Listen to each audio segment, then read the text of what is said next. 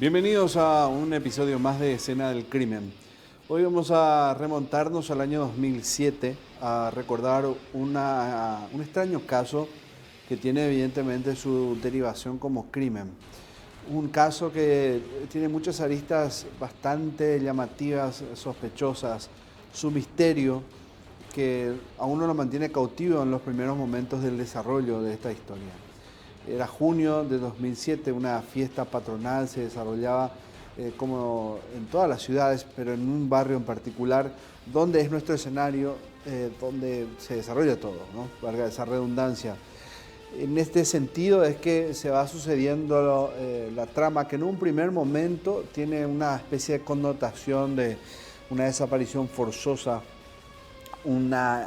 hasta una pizca de secuestro extorsivo, pero esto se iba a ir desdibujando a medida que pasaba el tiempo, o que pasó el tiempo, finalmente hasta descubrir qué había detrás de esta situación. Hoy le presentamos esta situación que nos remonta a la ciudad de Villa Elisa hace varios años atrás, con este Día Santo, donde se festejaba, como les decía, una fiesta patronal, un santo patrono, y finalmente termina con un hecho de sangre. Vamos a conocer de quiénes se tratan los protagonistas de esta historia.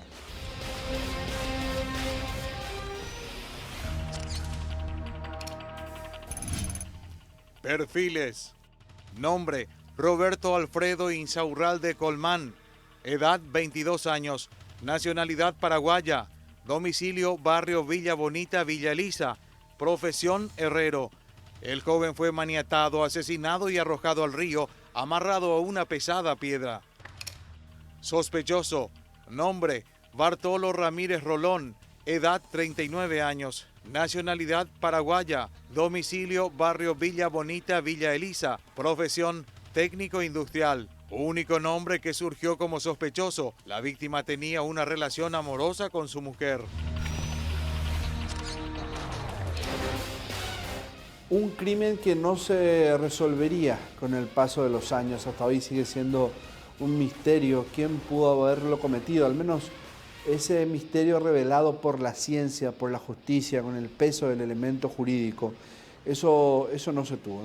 Esta vez no ocurrió eso, como en otros casos. Nuevamente quizás por la desidia de la investigación, por la poca voluntad.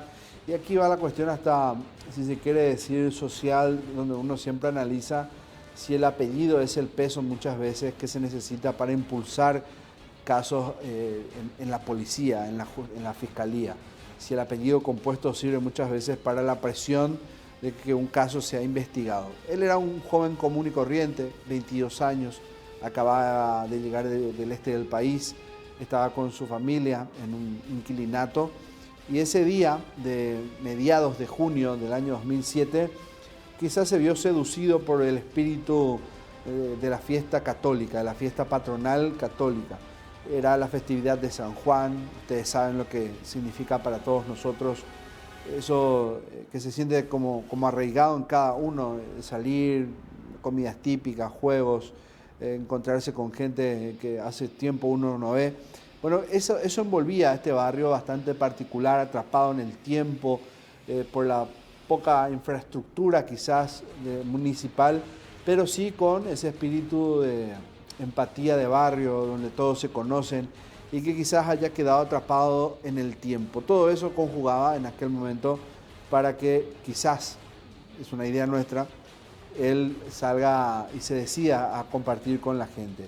Fue así que Roberto fue en aquella noche, estuvo ahí en el lugar en la capilla donde se desarrollaba todo, en la capilla del barrio Villa Bonita, pero después desapareció. Extraño, raro. Y lo que más llamaría la atención posteriormente es una llamada que recibiría el padre. Pero sin adelantarnos mucho, sin hacer aún a pasos muy presurosos qué es lo que se iba o cómo se fue desarrollando todo esto, vamos a ver qué ocurrió cronológicamente aquella noche. Cómo es que llega él del este del país, cómo es que comparte con su familia y finalmente va a parar ahí. ¿Qué será que Roberto encontró? Algo que quedó atrapado en el tiempo, una venganza que quizás se activó aquella noche después de años, o simplemente esa misma noche, en medio de todo, ocurrió algo más, algo fuera, por supuesto, de los Santos.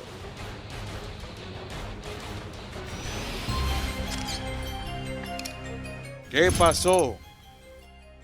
Un ambiente típico de San Juan se respiraba en el aire. La Capilla María Auxiliadora del barrio Villa Bonita de Villa Elisa ya tenía todo listo para recibir a quienes se preparaban para festejar el sí del santo. Recién llegado de Ciudad del Este, Roberto Alfredo Insaurralde Colmán no quiso ser la excepción y rápidamente se preparó para ir a disfrutar de la fiesta barrial. Eran alrededor de las 22 horas del viernes 16 de junio del año 2007, cuando dejó el inquilinato donde vivía junto con su mamá y sus hermanos. Su hermano Severino es el que estuvo en el momento que él salió de su casa, porque él, tengo entendido, que estuvo trabajando en Ciudad del Este con otro señor, ¿verdad? Luego vino en horas de la tarde, llegó y estaba dialogando con su hermano Severino, hasta inclusive le comentó que él no tenía mucha plata para salir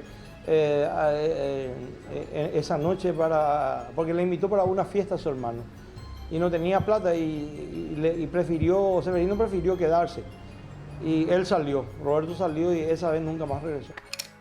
Nadie lo había visto y nada se sabía del muchacho hasta que una extraña llamada a su padre, Lorenzo Insaurralde, irrumpió la tranquila noche para su familia. Entonces eran las 23 horas con 50 minutos de ese viernes en que la vida de todo a su alrededor cambiaría.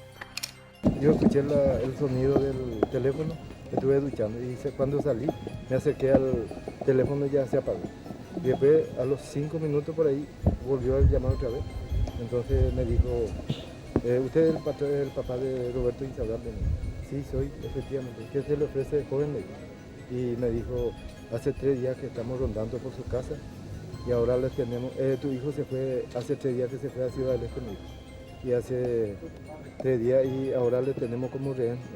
Y si usted le quiere a su hijo, tiene que poner 100 millones guaraníes hoy o mañana, o tu hijo muere. Esta es una cosa en serio, ¿no? Y después yo le dije que no tenía esa plata, ni pensaba siquiera, ni siquiera yo tomaba en serio, porque parecía que volaba. Yo ni siquiera creía porque no sabía que mi hijo se había ido en Ciudad del Este. Así que yo no sabía, sinceramente. Los supuestos autores se presume, porque se está manejando ese tema, de la cuestión de cruces de llamadas que llamaron de su celular a su papá. Ya después de rectarle a él, le llamaron a su padre. Y le pidieron 100 millones de guaraníes a cambio de que le liberen a su hijo. ¿Fue la única llamada? Fue la única llamada que recibieron. El humilde propietario de un puesto de comidas ubicado frente a la aduana en Sajonia quedó completamente sorprendido ante lo que había ocurrido. Entre sus pensamientos, el que más le atormentaba giraba en torno a la idea de que su hijo fuera quien orquestó todo aquello. Pero la situación y las dudas entrelazadas no detuvieron a sus familiares, que esa misma madrugada llegaron hasta la sede de la comisaría 13 de Villa Elisa, donde denunciaron la situación que los agobiaba de sobremanera.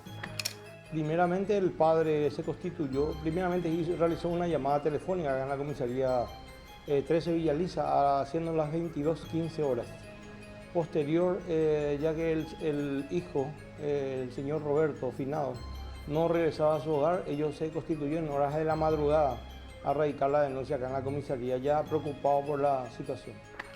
Los días pasaron y una serie de hipótesis empezaron a surgir en relación a la desaparición del joven. Él no había dejado rastro alguno, los autores tampoco. Los captores ya no volvieron a comunicarse y el misterio en que se convertiría la desaparición recién iniciaba. La verdad que yo no tengo idea, nada, pero raro que no llaman, no sé. Por lo menos si le tienen cautivado, por lo menos tienen que llamar, por lo menos para saber algún informe. No.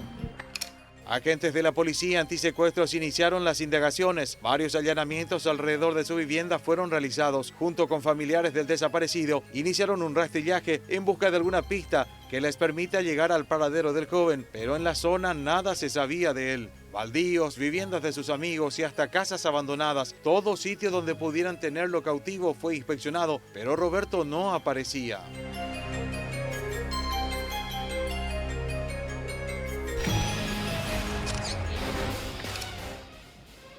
Roberto llevaba varios días desaparecido.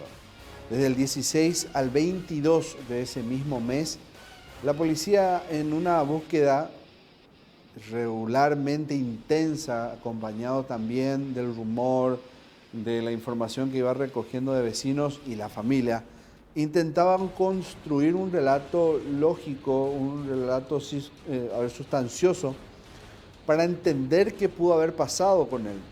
No tuvo problemas con nadie, no hubo discusión previa, no hubo testigos en aquella noche al menos, o en esos días, de quien haya visto en una situación comprometedora a Roberto, en una situación de discusión, de pelea, que lo pudo haber llevado a algo, a estar cautivo, a desaparecer, a huir, a escapar, o por qué no, a estar muerto. No sabían nada. Hasta ese 22 donde la policía recibió el llamado de un vecino, de un pescador, y en una zona ribereña, finalmente se percataron de que había un cuerpo. En la ecuación siempre de persona desaparecida y hallazgo de un cuerpo, cabe la lógica de que tendrían que verificarlo a ver si no se trata de él. Con el paso de las horas, la aparición de un forense, los análisis que se hicieron en el campo y posteriormente ya en un laboratorio determinaron que se trataba de él. Pasaron varios días, el cuerpo estaba en un estado ya avanzado de descomposición y eso opuso cierta dificultad científica a la hora de determinar la identidad, pero finalmente lo lograron. Se trató de Roberto. A partir de ahí, la historia cambió y más allá de una desaparición, estaban hablando de una muerte, de un asesinato.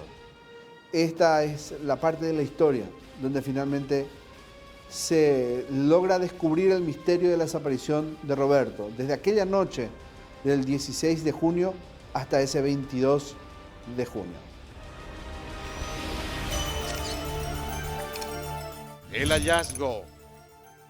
La tarde del 22 de junio caía lentamente en el barrio Puerto Pabla de Lambaré, muy cerca de la quinta Punta Carayá. Romualdo Ariel Delgado aguardaba que algún pez picara en su cuerda hasta que a lo lejos vio que dos extraños elementos flotaban. Esa tarde, la desaparición de Roberto Alfredo Insaurralde tendría un nuevo y atroz giro. Asombrado quedó Romualdo Ariel cuando se percató que el bulto no era más que un cuerpo humano que, atado a una enorme piedra, salía a flote cuando corrían los primeros minutos de las 15 horas de aquel día. Lo primero que se le ocurrió al pescador fue avisar a la policía y así lo hizo, a casi 1,5 kilómetros de su domicilio, donde había sido visto salir Roberto Insaurralde 5 noches antes. Se confirmaría lo peor. Su pantalón vaquero azul y el pullover que llevaba puesto la última vez que se lo vio con vida fueron reconocidos rápidamente por sus familiares, al igual que los calzados deportivos que siempre los usaba. Alrededor del hallazgo, vecinos y curiosos se autoconvocaron en el lugar, donde también llegaron agentes del Departamento de Homicidios de Investigación de Delitos, quienes a partir de allí se unieron al caso encabezado por el fiscal Nelson Ruiz. Rescatamos con la ayuda de personas de la zona y tal es así que ese cuerpo se rescató y comprobando ahí que tenía a través de piolas de grueso calibre amarrados a la cintura una piedra con bastante peso, también otra piedra amarrada a ambos miembros inferiores, más o menos a nivel de los tobillos, también otra piedra de tamaño grande. El cuerpo del occiso fue prácticamente reconocido ya por un pariente, un hermano específicamente, que se acercó a este lugar. Fue su hermano, Seferino Insaurralde Colmán, quien llegó al lugar para identificarlo. Se tiene que esclarecer, no se puede quedar así, ¿no?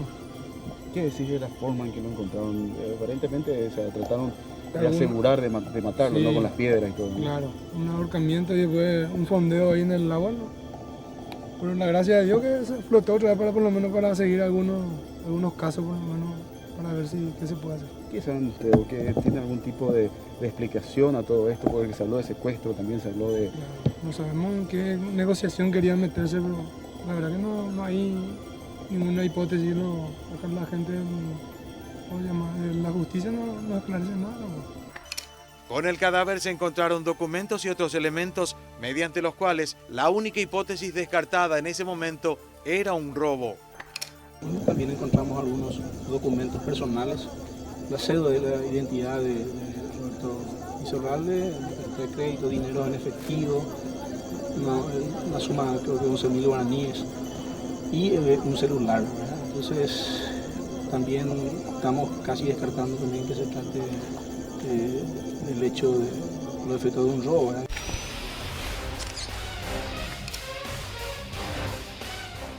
Roberto Insaurralde tenía 22 años. Desapareció el 16 de junio, apenas había llegado de Ciudad del Este y visitó una fiesta patronal, la fiesta de San Juan, en un barrio de Villa Elisa. Después de días apareció muerto. Su cuerpo flotando estaba en el río y fue encontrado por un pescador de aquella zona. A partir de ahí, la policía tenía la misión de descubrir quién lo había matado o si eso fue un ahogamiento por cuestiones, de intención propia de lanzarse al agua. ¿Qué realmente ocurrió con Roberto? ¿Cuáles son las heridas que hablaban por sí solas y eran determinantes a la hora de investigar sobre su extraña muerte? A la vuelta del corte, vamos a contárselas.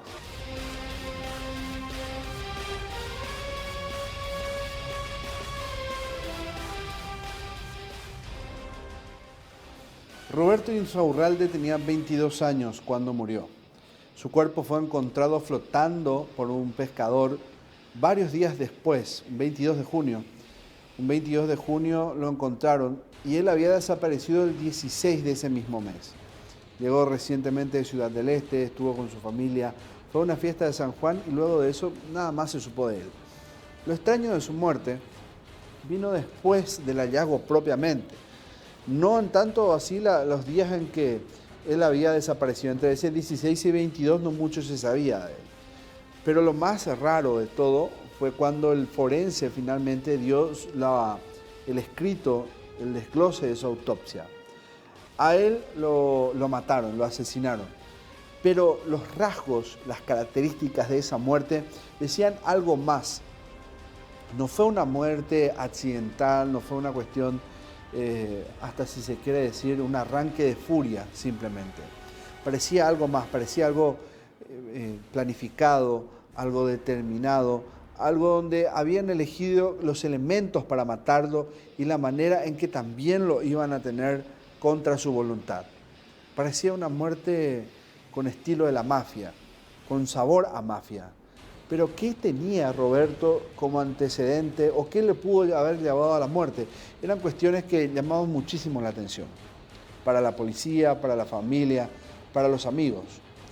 En Heridas que Hablan, el forense explica cuáles son esas características que tienen, como les decía, ese sabor a muerte, a vendetta, a muerte de mafia.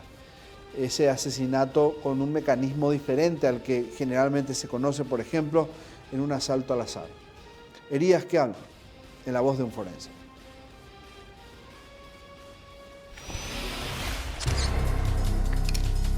Heridas que hablan. Asfixia mecánica por estrangulación. Esa fue la causa de muerte diagnosticada por el médico forense Félix Colmán tras la inspección del cadáver del joven. El cuerpo salió a flote luego de 5 días, determinó el médico, por lo cual se estimó que fue asesinado la misma madrugada en que fue raptado. Descartamos que el cuerpo tenga heridas de proyectil o heridas con arma blanca, solamente que a pesar de que el cuerpo estaba ya con un avanzado estado de putrefacción, ya hinchado, como le dicen, en el periodo enfisematoso, usted sabe que la persona que fallece, como tenemos los gérmenes dentro del intestino, en otras partes del cuerpo, los anaerobios, producen gases que producen un olor bastante fétido. Y este cuerpo ya estaba con avanzado estado de descomposición. Entonces, al examen físico constatamos a simple vista lesiones de que probablemente este muchacho haya muerto por estrangulamiento. Presentaba el cuerpo, de acuerdo a la inspección del médico forense, del cuello, es decir, el mismo aparentemente falleció por asfixia o ahorcamiento. Alrededor del cuello, una media masculina de nylon de colores blanco y negro, con el cual aparentemente le habían sacado la vida. Alrededor del tórax, la parte axilar de ambos brazos y tobillos presentaba heridas provocadas por las cuerdas del violín, con el cual lo habían atado a las piedras con las que lo sumergieron al fondo del agua. Y también escoriaciones por el arrastre que venía. Usted sabe que el curso del río Paraguay, el agua cursa entre un montón de desechos, piedras, todo eso. Pero eran lesiones muy superficiales que no constituyen la causa, la causa de muerte.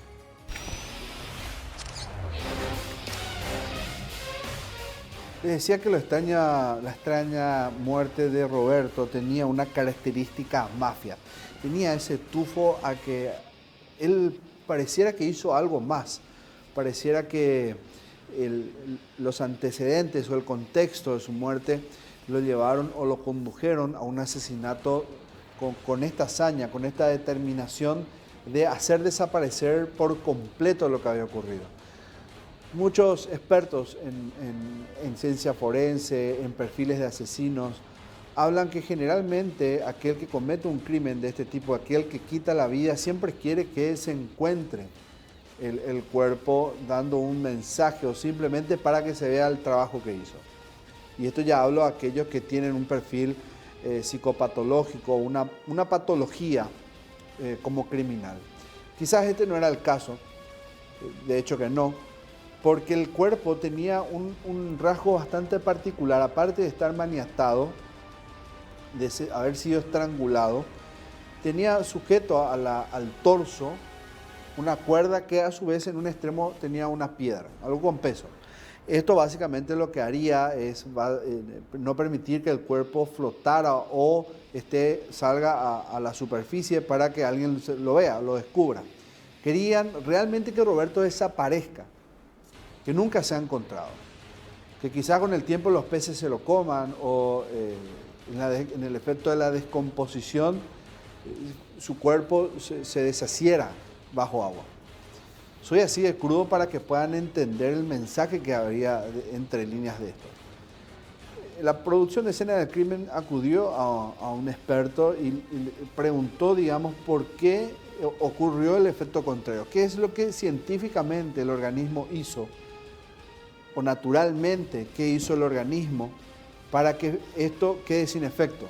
Para que finalmente el cuerpo de Roberto salga a flote y alguien lo encontrara. Este médico explicó científicamente qué fue lo que ocurrió. ¿Por qué a una piedra? El médico forense Félix Colmán explicó que la intención de utilizar la piedra pudo haber sido el plan perfecto para los criminales. Sin embargo, no concretaron el trabajo. Cuando yo llegué ya estaban los oficiales de criminalística, de homicidios, ya estaba también el fiscal. Me acuerdo perfectamente del caso porque fue la primera vez que tuve un caso de hallazgo de cadáver y con semejantes piedras amarrados al cuerpo en un curso de agua, ¿verdad? Y como siempre yo me suelo llevar muy bien con el personal policial, tanto de homicidios, criminalística.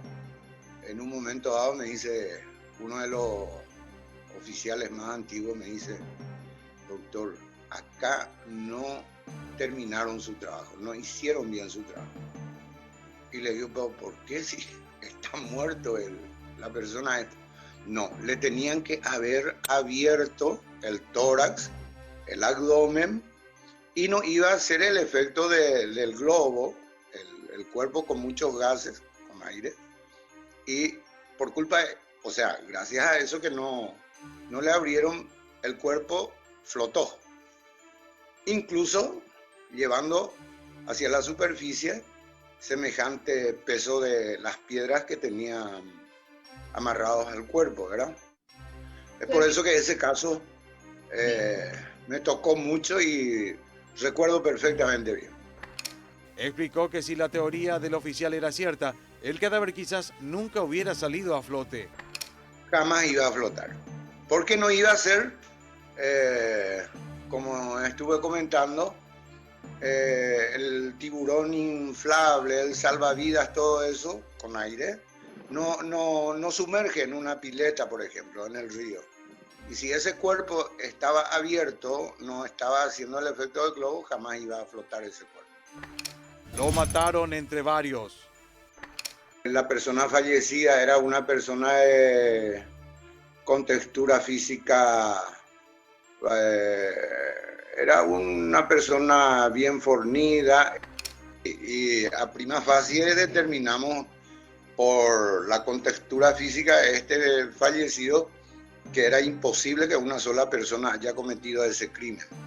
Habrán estado varios. Con el paso del tiempo, teniendo también como premura de que realmente esa fue una ejecución, fue una muerte hasta por encargo, si se pudiera decir, con el contexto de la venganza de por medio, ya no había dudas de eso.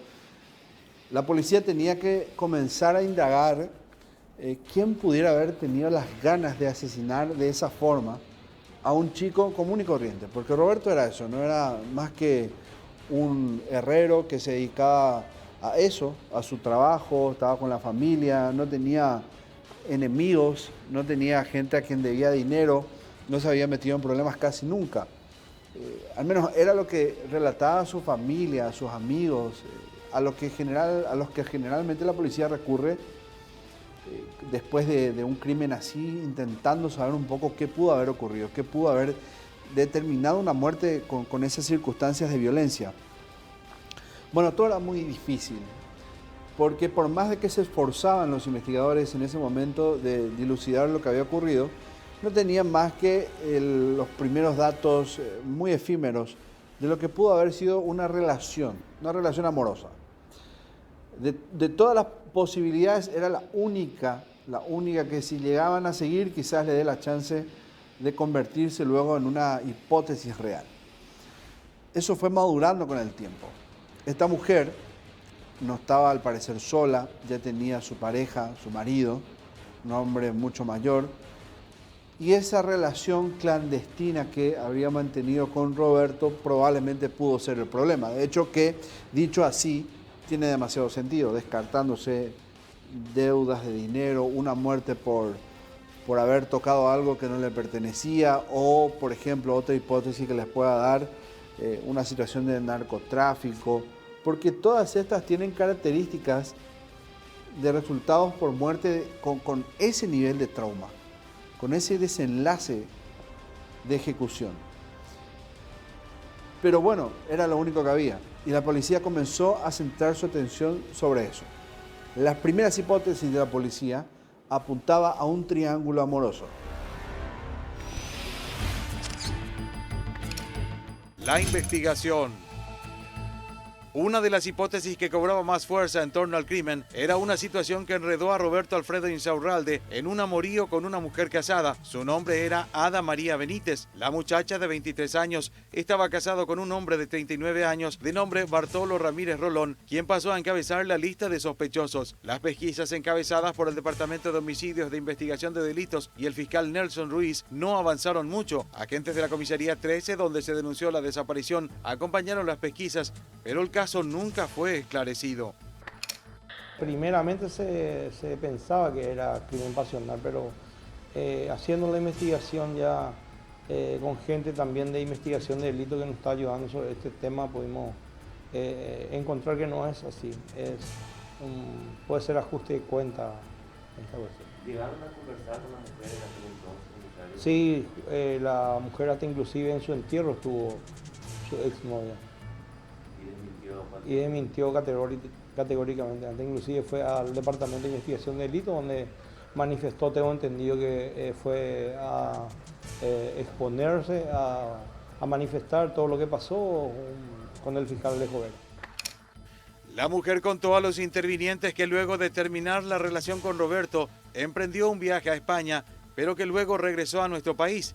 Para la policía, la falta de testigos al momento de su desaparición fue una de las circunstancias que más complicó el avance investigativo.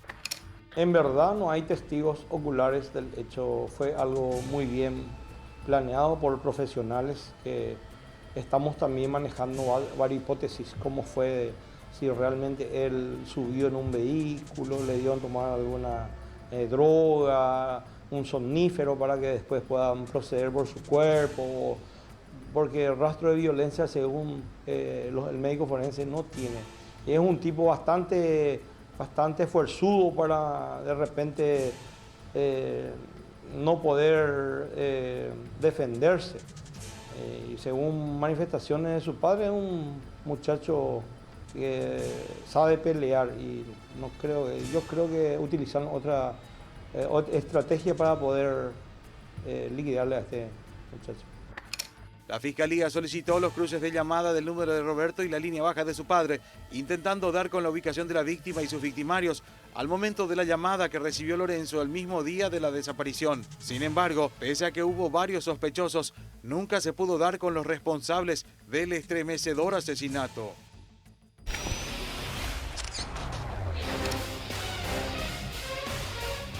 Pero no solo el triángulo amoroso estaba entre las hipótesis de la policía.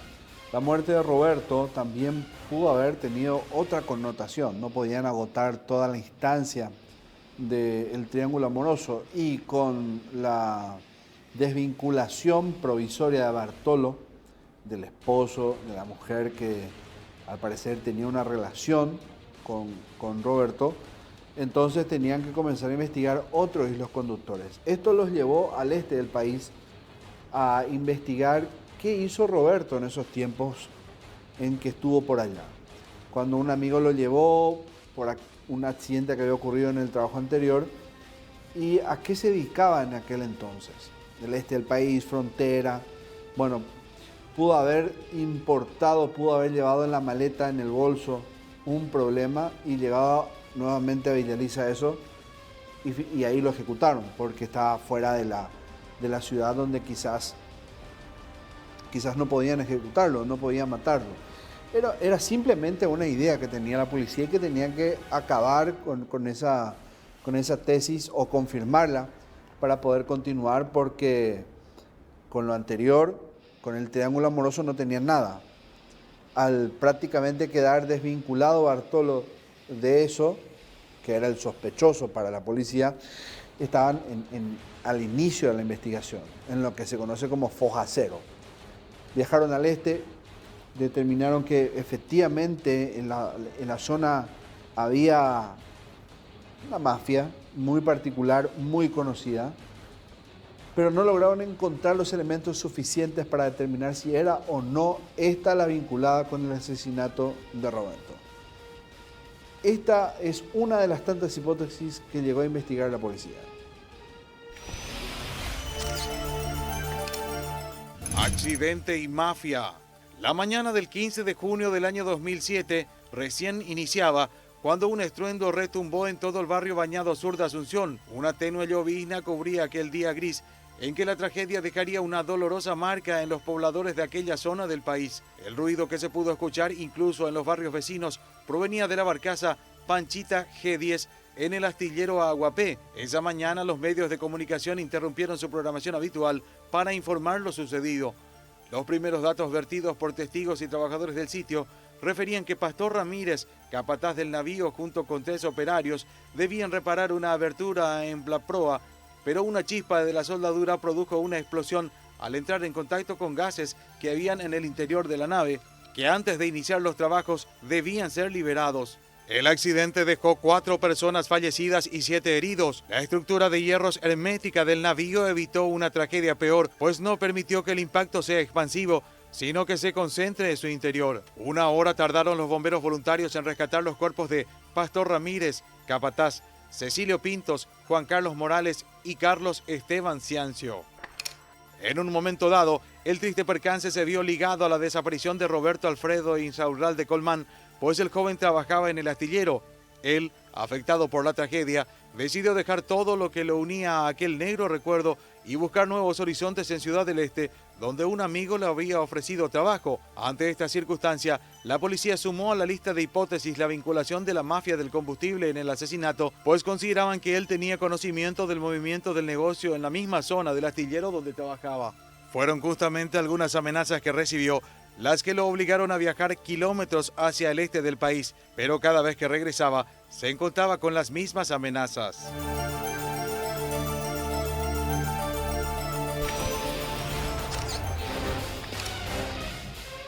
Hipótesis 1 del triángulo amoroso descartada. Hipótesis 2, la mafia del contrabando de combustible también descartada, o al menos sin muchos indicios.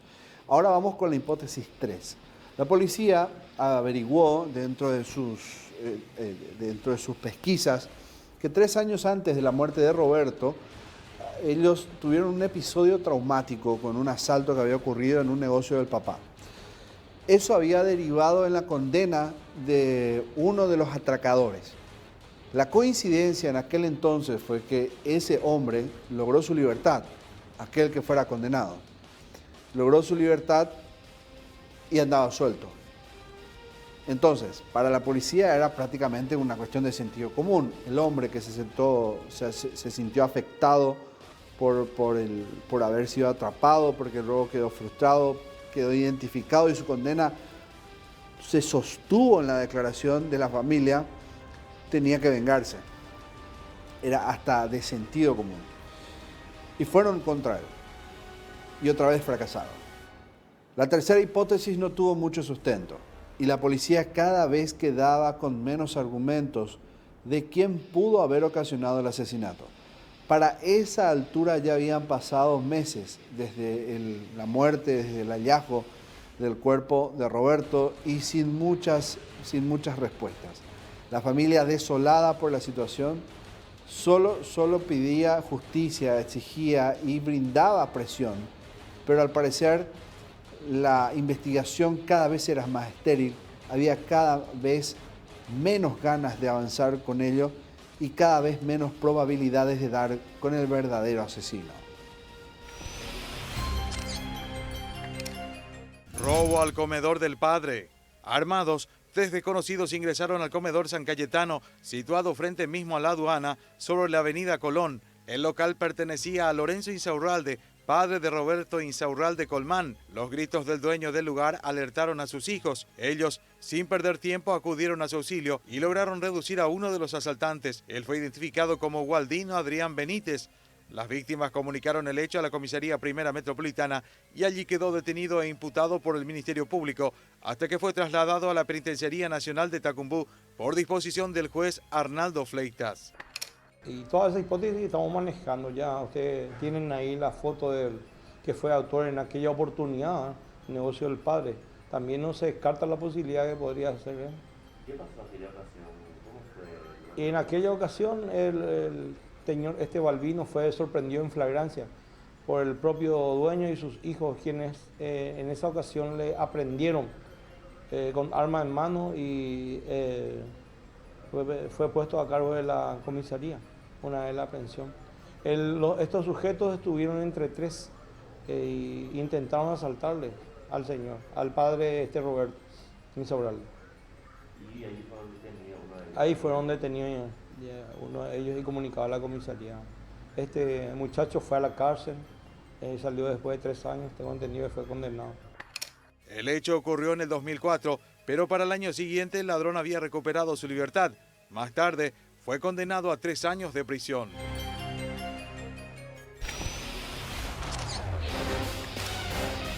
Estamos contando la historia del asesinato de Roberto, un joven de 22 años, herrero. Él había llegado de Ciudad del Este, participó en una fiesta de San Juan y luego de varios días lo encontraron muerto. ¿Quién lo mató? Hasta ahora esa respuesta no se respondió. Pudiera en el bloque siguiente. Vamos a hacer la pausa y ya volvemos.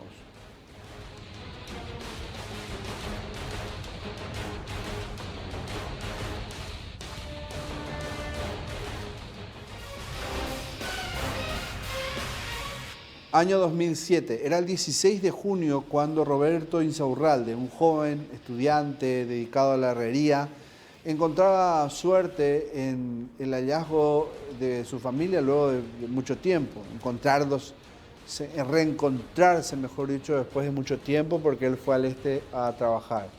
Ocurrió un accidente en un astillero donde trabajaba anteriormente. Salió de eso porque el episodio fue traumático. Habrían muerto compañeros de trabajo suyo. Y un amigo le consiguió un contacto en el este del país para trabajar en esa zona. Trabajó ahí por un tiempo y vino de visita. Vino de visita a mediados de ese 2007. El 16 de junio era fiesta de San Juan. Había mucha actividad en la capilla de Villa Bonita, una capilla de la Iglesia Católica. Esto en la ciudad de Villa Elisa. Y él quiso compartir. Se preparó, fue hasta ahí, compartió con muchas personas. Pero luego lo raro fue que desapareció. No se supo nada de él. Hasta la madrugada, cuando su papá recibió una llamada donde pedían dinero, mucho dinero, a cambio de su vida. Cortó la llamada esta persona, una voz masculina. Y lo más raro de todo fue que el hombre o la familia en sí era de origen humilde, económicamente hablando, no tenían la capacidad de pagar un secuestro extorsivo. Pero de hecho, su naturaleza se desdibujó, se deformó con el paso de las horas. Nunca más llamaron a pedir nada más. Pero esa era la voz del asesino, o al menos de uno de los que participó del asesinato. Porque el 22 de ese mismo mes encontraron su cuerpo flotando en el río, lo encontró un pescador, y a partir de ahí, después de las pruebas forenses, encontraron de que él fue ejecutado. Con mucha violencia fue asesinado, se lo estranguló, ataron su cuerpo a una piedra, lo lanzaron al río, esto para que no flotara, pero por un efecto de los órganos del cuerpo humano, finalmente el cuerpo es visto por este pescador y así se inició una investigación. Una investigación que exploró varias tesis, 3 de ellas principales. La primera, una tesis pasional, donde un hombre era el esposo de una mujer, quien al parecer compartió una relación con Roberto, era el principal sospechoso. Pero nunca encontraron elementos y tuvieron que desestimar la investigación sobre él. Lo dejaron de lado. Lo otro fue la mafia del contrabando de combustible en el este del país, porque Roberto trabajaba muy cerca de un sitio donde generalmente venían barcos y ahí se robaba combustible, se cargaba otro y se hacía, bueno, lo que usted conoce en qué consiste este negocio clandestino. Eso quedó descartado porque tampoco hubo elementos. Y tampoco hubo elementos en la siguiente tesis, que fue la venganza por parte de un reo de un penal de varones de nuestro país, porque este había atracado el negocio del papá 3 años antes de la muerte, y ellos, papá e hijo, Roberto y su padre, lograron atraparlo en aquel momento y su testimonio fue clave para la condena de este delincuente. Lo que supuso la policía es que él, en venganza, pudo haberlo matado, porque estuvo libre en ese tiempo, pero tampoco hubo elementos. Y esos elementos no lo encontraron porque no quisieron o porque realmente no lo sabían. Hasta la fecha, el asesinato de Roberto Insaurralde sigue sin ser esclarecido. Sigue sin saberse quién fue el asesino. Y nos seguimos preguntando qué pudo haber pasado con este chico. ¿Quién lo pudo haber matado o qué pudo llevar a una muerte traumática como esta? No hay respuestas y dudamos de que en algún momento las pueda haber. Por eso va el programa, en memoria de este joven y para la familia. Muchas gracias por haber compartido nuevamente con nosotros. No se olvide de que puede volver a ver cada capítulo de Escena del Crimen en nuestro canal en YouTube, en Unicanal. Ahí están todos los capítulos y volver a vivir en particular los días domingos a la misma hora, a las 23. Nos reencontramos la próxima semana con otra historia más, aquí en Escena del Crimen.